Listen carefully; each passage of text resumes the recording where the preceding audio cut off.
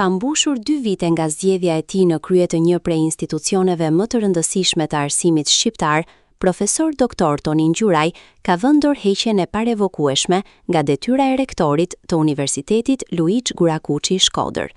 Përmes një letre drejtuar ministres së arsimit, Mirela Kumbaro, Gjuraj argumenton se ushtrimi i funksionit të tij është shoqëruar me ndërhyrje që, sipas tij, cenojnë autonominë institucionale të universitetit. Në letrën e bërë publike, Gjuraj thekson se mandati i rektorit buron nga vota e komunitetit akademik dhe se drejtimi i universitetit duhet të mbështetet në transparencë, përgjegjësi publike dhe respekt për autonominë universitare. Kandidimi për këtë detyrë nuk ka qenë një hap për të përmbyllur një karrierë personale, tashmë të konsoliduar prej kohësh në institucione të tjera të arsimit të lartë dhe diplomaci. Përkundrazi, pranimi i këtij funksioni lidhet me bindjen se Universiteti i Shkodrës Luiç Gurakuçi meriton një proces mirëfill transformimi institucional, mbështetur në transparencë, përgjegjësi publike dhe respekt për autonominë universitare, në përputhje me rolin e rëndësishëm që ky institucion zën në sistemin e arsimit të lartë në Shqipëri. Detyra e rektorit nuk është as mision personal, as një mekanizëm imponimi, por një funksion institucional që kërkon partneritet dhe mbështetje për forcimin e cilësisë akademike, përmirësimin e kushteve infrastrukturore dhe afirmimin e universitetit në rolin që i takon në jetën publike dhe zhvillimin intelektual të qytetit të Shkodrës e më gjerë. Kjo është një përgjegjësi, nderim dhe detyrim ndaj traditës së këtij institucioni dhe këtij qyteti,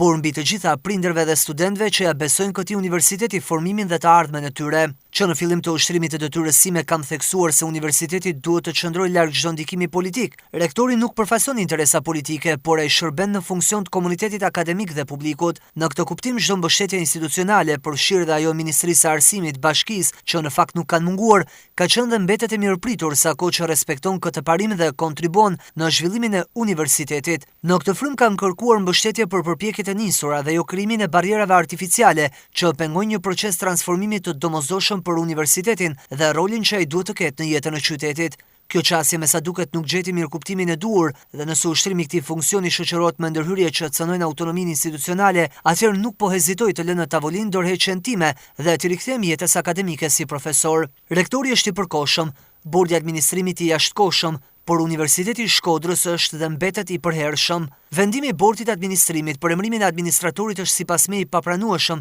dhe një qëndrim që siç e kam shprehur më herët dhe e kam bërë publik, por kjo thellohet më tej kur ky bord pa bazë ligjore në mënyrë të njëanshme dhe diskriminuese në raport me stafin tjetër akademik dhe administrativ merr vendimin për të shtyr moshën e daljes në pension. Përveç kësaj, bordi i administrimit përfshirë dhe 4 përfaqësuesit e Ministrisë së Arsimit në të,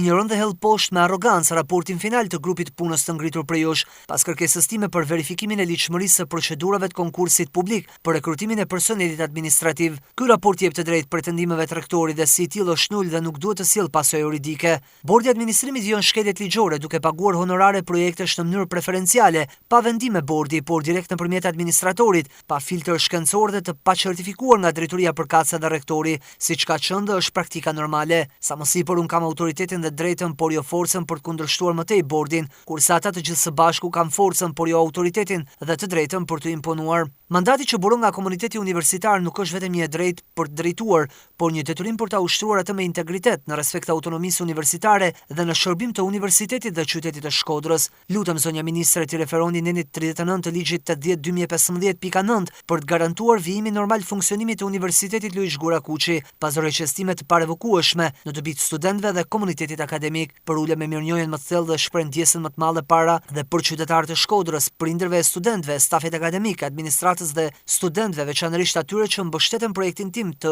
përditësimit të traditës, nxitjes së transparencës si dhe nisjes së transformimit institucional, i cili edhe pse me barriera vështirësi nga më të ndryshmet, sapo kishte filluar të shfaqte frytet e para. Ju uroj përjetësi Universitetit të Shkodrës dhe sukses në punën tuaj, zonja ministre.